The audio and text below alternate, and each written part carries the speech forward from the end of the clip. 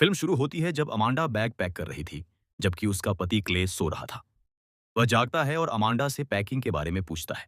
वह उसे बताती है कि वह शहर और यहाँ के लोगों से कुछ समय के लिए दूर जाना चाहती है। इसलिए उसने आज सुबह समुद्र किनारे पर एक घर किराए पर लिया है। क्ले कोई बहाना नहीं बना सका और वे उसी दिन अपने बच्चों के साथ घर के लिए निकल गए। उस लग्जरी घर सभी जरूरी चीजों से भरा हुआ था। अब उनके बच्चे स्विमिंग पूल में नहाते हैं और क्ले उन्हें देखकर खुश होता है। जल्द ही अमांडा मार्केट के लिए निकल जाती है किराने का सामान लेने। लौटने पर वह क्ले को एक सिगरेट का पैकेट देती है क्योंकि वह चाहती थी कि वह खुशी से सभी के साथ मजा करे। फिर वे बीच के लिए निकल जाते हैं। अमांडा को अच्छा लगता है कि आसपास बहुत कम लोग थे, तो उनकी छोटी लड़की रोज बताती है कि समुद्र में एक बड़ा जहाज है। वे सब उसे देखते हैं और उसे नजरअंदाज कर देते हैं। अमांडा और क्ले बीच पर बैठे थे और अपना खाना खाते हैं। थोड़ी देर बाद वे सब आराम करते हैं, जबकि रोज शिप को देखते रहती है और उन्हें हिलाती है, उन्हें जगाने के लिए कि शिप अभी भी चल रही है और शायद समुद्र किनारे पर नहीं रुक रही। अमांडा क्ले को जगाती है और वे सब भागना शुरू कर देते हैं। अब जहाज रुक जाता है क्योंकि वह रेत में आगे नहीं बढ़ सकता था। बीच की सिक्योरिटी सभी लोगों को वहां से बाहर निकालती है, यह कहते हुए कि जहाज का जीपीएस काम नहीं कर रहा था। वे घर लौटते हैं और अमांडा जहाज के बारे में खबर पढ़ने के लिए लैपटॉप खोलती है, लेकिन वाईफाई कनेक्ट नहीं हो रहा था और टीवी भी काम नहीं कर रहा था। अब वे अपने लॉन में दो हिरण देखते हैं और मुस्कुराते हैं, यह सोचकर कि यह एक अच्छा संकेत है। उस रात अमांडा और क्ले एक गेम खेलते हैं और शराब पीते हैं, तो अमांडा महसूस करती है कि कोई घर में है। अगले ही पल कोई दरवाजे पर नॉक करता है, तो वे दरवाजा खोलते हैं और एक आदमी एक लड़की के साथ अपना इंट्रोडक्शन घर के मालिक के रूप में देता है। उसका नाम जीएच स्कॉट होता है। वे उनसे अंदर आने के लिए कहते हैं। क्ले उन्हें अंदर बुलाता है क्योंकि बाहर ठंड होती है, जबकि अमांडा हिचकिचाती है।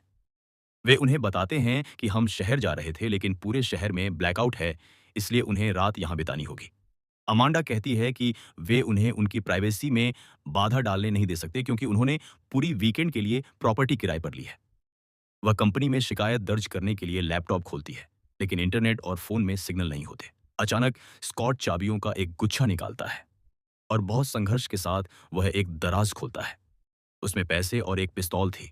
वह पैसे निकालता है और क्ले को रिफंड के रूप में पैसे देता है ताकि वे उन्हें वहां रहने दें।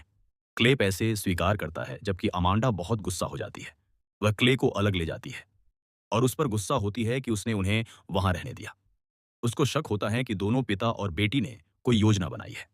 वे घर के मालिक जैसे नहीं दिखते और शहर के ब्लैकआउट की सारी कहानियां बनाई हुई लगती हैं। वह उसे बताती है कि वह उनके साथ घर में सो नहीं सकती, इसलिए क्ले उसे शांत करता है और स्कॉट और रूथ से बात करने जाता है। वे देखते हैं कि स्कॉट एक पेग बना रहा होता है, तो क्ले सवाल नहीं पूछता और पेग उठाता है और उसका आनंद लेना शुरू करता है। लेकिन अमांडा पूछताछ शुरू करती है कि स्कॉट घर के बारे में क्या जानता है। इस बीच रूथ ताजी हवा लेने बाहर चली जाती है। अमांडा स्कॉट से कहती है कि कोई सबूत दिखाए कि यह उनका घर है। वह उसकी पत्नी के बारे में पूछती है और उसका आईडी मांगती है।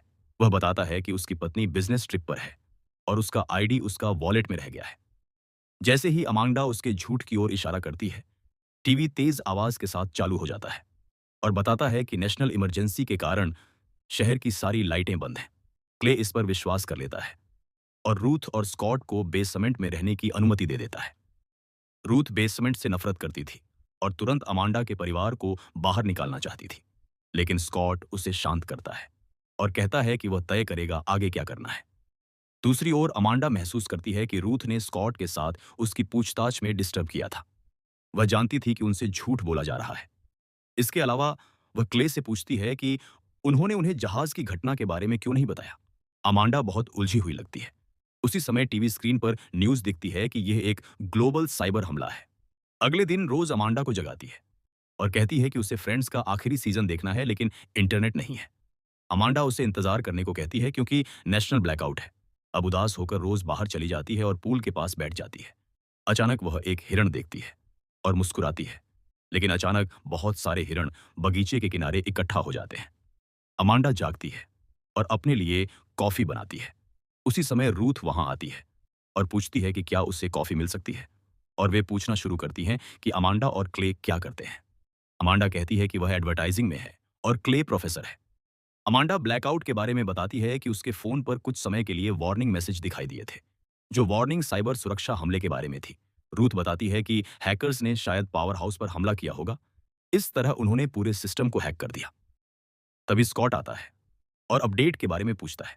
अमांडा बताती है कि वह शहर गया था खबर लेने के लिए। वह उम्मीद करता है कि साइबर हमला 2000 के दशक जैसा ना हो, जब फिलीपींस के 2 बच्चों ने आई लव यू सब्जेक्ट के साथ ईमेल में एक बग भेजा था, जिसने कई बिजनेस रोक दिए थे। अमांडा चिंतित दिखती है और बहाना बनाकर आर्ची को देखने चली जाती है। रूथ और स्कॉट खिड़की के पास खड़े होते हैं। वे चिंतित हैं कि उनका संपर्क माया से टूट गया है, जो स्कॉट की पत्नी और रूथ की मां है।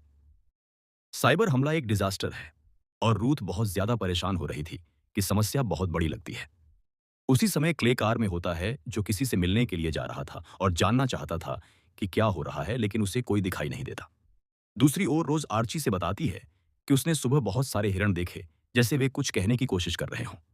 आर्ची रूथ को देख रहा था और उसने जो कहा उसे अनदेखा किया। स्कॉट कार में बैठता है, शहर की स्थिति जानने के लिए निकल जाता है।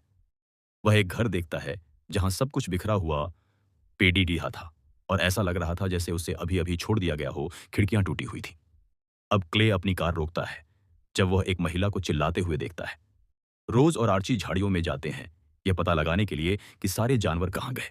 दूसरी ओर स्कॉट घर में एक रेडियो बॉक्स देखता है और सिग्नल पकड़ने की कोशिश करता है। क्ले समझ नहीं पाता कि परेशान महिला उसे स्पेनिश में क्या बता रही थी। रोज और आर्ची एक छोड़ी हुई केबिन देखते हैं और अंदर जाते हैं यह जानने के लिए कि उसमें क्या है। स्पेनिश महिला बताने की कोशिश करती है, लेकिन क्ले नहीं समझता, इसलिए वह कार आगे चला देता है। महिला कार पर मारती रहती है और रोती रहती है। स्कॉट बीच पर जाता है, यह देखने के लिए कि कोई आसपास है या नहीं। अचानक उसे एक घड़ी मिलती है। उसके साथ एक इंसानी हाथ आता है। जब वह उसे रेत से बाहर खींचता है तो वह गिर जाता है और बीच पर एक डेड बॉडी देखता है। उसी समय बहुत सारे कागज क्ले की कार की ओर उड़ते हैं। वह तेजी से कार चलाता है घर पहुंचने के लिए, जबकि एक हवाई जहाज स्कॉट के सामने रेत में गिरता है। वह दौड़कर घर में घुसकर मुश्किल से अपनी जान बचाता है। उधर रूथ और अमांडा बीच के पास बैठती हैं और इंतजार करती हैं, जबकि रोज और आर्ची वापस जाने का फैसला करते हैं। रोज एक हिरण देखती है, लेकिन वह भाग जाता है उससे पहले कि वह उसे आर्ची को दिखाए। स्कॉट भीगे हुए कपड़ों के साथ घर लौटता है। वह रूथ को अपने कपड़े लाने के लिए भेजता है और अमांडा से कहता है कि बाजार की अस्थिरता के साथ उसे महसूस होता है कि कुछ अजीब आने वाला है। अमांडा की जिज्ञासा पर वह बताता है कि उसने एक भी इंसान को जीवित नहीं देखा, जबकि वह सोचता है कि किसी ने अंतरिक्ष में सैटेलाइट सिस्टम को नष्ट कर दिया है। रूथ दीवार के पीछे छिपकर सुनने की कोशिश करती है, जब अचानक एक सुपरसोनिक आवाज शुरू होती है। अमांडा बाहर भागती है। कुछ देर बाद शोर बंद हो जाता है और उसके बच्चे उसके साथ मिल जाते हैं। वे घर वापस आते हैं जब आर्ची बताता है कि उसे चक्कर जैसा महसूस हो रहा है। अमांडा दोनों बच्चों से कमरे में जाकर कपड़े बदलने को कहती है। उनके जाने के बाद अमांडा गुस्से में स्कॉट से पूछती है कि वह स्थिति के बारे में क्या जानता है। स्कॉट उसे कहता है कि क्ले के लौटने तक इंतजार करे, लेकिन वह इंतजार करने के लिए तैयार नहीं थी और जोर से कहती है कि अगर वह एक विमान के क्रैश को सैटेलाइट सिस्टम के कारण क्रैश होते देखता है तो शायद एक बड़ी आपदा आने वाली है। रूथ जाने के लिए उठती है क्योंकि वह अपनी मां के बारे में चिंतित थी, जो एक प्लेन से लॉन्ग आइलैंड लौटने वाली थी। अचानक दरवाजा खुलता है और क्ले अंदर आता है। वह उन्हें एक कागज देता है जिस पर लिखा था डेथ टू अमेरिका। वे अनुमान लगाते हैं कि अमेरिका पर हमला हो रहा है, इसलिए वे न्यू जर्सी के लिए कार में निकल जाते हैं, जहां अमांडा की बहन रहती थी। उनके जाने के बाद स्कॉट रूथ को आश्वासन देता है कि जो विमान उसने क्रैश होते देखा वह वही नहीं था जिसमें उसकी मां थी। जैसे ही क्ले शहर के बाहर कार चलाता है, रोज सायरन बजते हुए सुनती है। वे कार रोकते हैं क्योंकि ट्रैफिक जाम था। अमांडा देखती है कि सारी कारें ड्राइवरलेस टेस्ला थीं। अचानक वह क्ले से कार में बैठने को कहती है और खुद ड्राइव करती है। डैमेज सैटेलाइट सिस्टम के कारण कारें ऑटो ड्राइविंग कर रही थी और एक दूसरे से टकरा रही थी। अमांडा मुश्किल से अपनी कार सुरक्षित चलाती है और फिर से स्कॉट के घर पहुंचती है। उस रात अमांडा क्ले से कहती है कि बाहर निकलने की योजना बनाए क्योंकि वे बम की आवाज सुन सकते हैं। आर्ची अपने कमरे में पसीना में महसूस करता है, जबकि क्ले पूल साइड पर रूथ के साथ बैठकर स्मोकिंग का फैसला करता है। अमांडा और स्कॉट ड्रिंक करते हैं और बात करते हैं। अमांडा बताती है कि उसे कभी लोग पसंद नहीं थे और उसे अफसोस है कि स्कॉट को अपने पेशे में लगातार लोगों के बीच रहना पड़ता होगा, लेकिन वह बताती है कि उसने जीवन में उसे पसंद करना शुरू किया है। जब अमांडा जोर देती है, स्कॉट बताना शुरू करता है कि वे वहां क्यों आए। स्कॉट का एक दोस्त और क्लाइंट पेंटागन के डिफेंस डिपार्टमेंट में है। कई साल पहले वह उसके साथ देर तक बैठकर पीता रहा। नशे में उस आदमी ने उससे पूछा था कि क्या वह उन लोगों की वार्षिक बैठक में शामिल होना चाहता है जो दुनिया चलाते हैं। अमांडा यह सुनकर डर जाती है और जाना चाहती है, लेकिन स्कॉट उसे रोकता है। वह बताता है कि वही दोस्त ने कल उसे फोन किया और बहुत सारा पैसा ट्रांसफर करने को कहा। उसने उसके किसी मजाक पर नहीं हंसा, उसने सिर्फ स्कॉट से अपना ख्याल रखने को कहा। स्कॉट नहीं सोचता कि दुनिया में हो रही चीजें किसी प्रभावशाली लोगों द्वारा की गई हैं या कुछ और है। रोज आर्ची को देखने जाती है और पूछती है कि क्या कोई उम्मीद है कि वे इस स्थिति से बाहर निकलेंगे। वह सच में फ्रेंड्स का आखिरी सीजन देखना चाहती है। क्ले रूथ को सच बताता है कि उसने रास्ते में एक परेशान महिला देखी। रूथ जानना चाहती थी कि और क्या हुआ। क्ले बीच पर टूटे जहाज के बारे में बताता है। वह बताता है कि वह किसी को डराना नहीं चाहता था। अचानक वे पानी की आवाज सुनते हैं। बहुत सारे बत्तख उनके पूल में गिरते हैं। लाउंज में स्कॉट अमांडा को अपने रिकॉर्ड्स का कलेक्शन दिखाता है, उसे अच्छे मूड में लाने के लिए। वह जैज बजाना चाहता था, लेकिन अमांडा दूसरा रिकॉर्ड चुनती है। वे साथ नाचते हैं और एक दूसरे को गले लगाते हैं। अमांडा उससे याद दिलाती है कि वे शादीशुदा हैं और इससे ज्यादा करीब नहीं आ सकते। स्कॉट बताता है कि वह अपनी पत्नी से प्यार करता है और निराश है कि शायद वह उसे फिर कभी नहीं देख पाएगा। स्थिति बहुत खतरनाक है। अचानक धमाके जैसी आवाज आती है और फिर वही सुपरसोनिक शोर शुरू होता है। साड़ी बत्तखें उड़ जाती हैं और लाइट्स टूट जाती हैं। अमांडा और क्ले अपने बच्चों के साथ एक ही बिस्तर में सोते हैं। उसे लगता है कि आर्ची को बुखार है। रोज अभी भी जाग रही थी और अपनी मां को एक आदमी की कहानी बताती है जो हमेशा अपनी सुरक्षा के लिए प्रार्थना करता था। जब शहर में बाढ़ आई तो एक नाव और एक एक हेलीकॉप्टर उसे बचाने आए, लेकिन उसने मदद लेने से इनकार कर दिया क्योंकि वह चाहता था कि भगवान आए और उसे बचाए। आदमी मर जाता है और स्वर्ग में शिकायत करता है कि भगवान ने मदद नहीं की। भगवान कहते हैं कि उन्होंने तीनों मददगार भेजे थे, लेकिन आदमी पहचान नहीं पाया। रोज अपनी मां से कहती है कि उन्हें काफी चेतावनियां मिल चुकी हैं और उनका समय खत्म हो गया है। अगले दिन रोज पहले ही उठकर घर से बाहर चली जाती है और आर्ची का बुखार बढ़ जाता है। वह बिस्तर से उठता है और अपने दांत एक एक करके खींचता है। अमांडा डर जाती है और उसे रुकने को कहती है। आर्ची बताता है कि उसे बाहर किसी कीड़े ने काटा था और शायद इसी कारण उसके दांत गिर रहे हैं। अमांडा तुरंत डॉक्टर से संपर्क करना चाहती है। स्कॉट कहता है कि वह ठेकेदार के पास जाएगा यह देखने की क्या उसके पास दवाइयां हैं, और वे डॉक्टर नहीं ढूंढ पाएंगे। उन्हें एहसास होता है कि रोज काफी समय से गायब है, तो अमांडा उसे ढूंढने भागती है। आर्ची उल्टी करने लगता है, इसलिए स्कॉट और क्ले उसे इलाज के लिए ले जाते हैं। ठेकेदार कहता है कि माइक्रोवेव रेडिएशन के कारण उसके दांत गिरे होंगे। इस बीच अमांडा रूथ के पास आती है और हिरणों पर चिल्लाती है। पहले हिरण नहीं हिलते, लेकिन बाद में सब भाग जाते हैं। अमांडा रूथ को गले लगाती है। स्कॉट क्ले से कहता है कि किसी भी देश को गिराने के लिए दुश्मन तीन चीजें करता है। पहले वे संचार तोड़ते हैं, फिर गलत जानकारी फैलाते हैं, और तीसरा चरण अब है सिविल वॉर।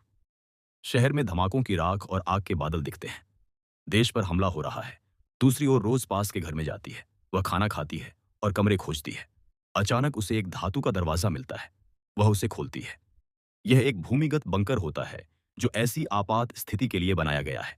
वहां बहुत सारा खाना और कम्युनिकेशन सिस्टम था। स्क्रीन दिखाती है कि देश पर हमला हो रहा है और लोगों को सुरक्षित आश्रय ढूंढना चाहिए। रोज डीवीडी कलेक्शन में से फ्रेंड्स की डीवीडी निकालती है। वह खुशी से बैठती है और उसका आखिरी सीजन चलाती है और फिल्म यहां खत्म हो जाती है।